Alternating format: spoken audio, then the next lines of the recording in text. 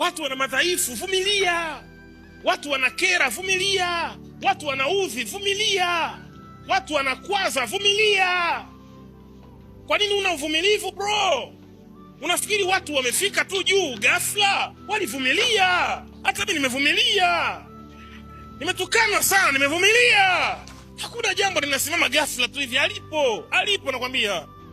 Hakuna shortcut kwenye maisha. Lazima uumie, lazima umwage jasho, lazima utukanwe, lazima ubezwe, lazima upakazwe mavi, lazima upitie majaribu ili ufike Amen. Si kila mtu atafurahia hatua zako za mafanikio. Badala ya kushangilia hatua zako, wataona ni kama unawazidi. Na ndiyo maana lazima uchukiwe, ukataliwe, usemwe na udharauliwe.